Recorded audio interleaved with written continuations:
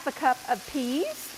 This week on NCTV, Nan Montgomery shows us how to make a very tasty Jamaican pasta. Plus, we learn about the history of a Smith County hotel that's currently undergoing a major renovation. You can watch both each day at 6:30 in the morning and at 12:30 in the afternoon. You can also tune in at 5 and 9 on Monday and Wednesday evenings.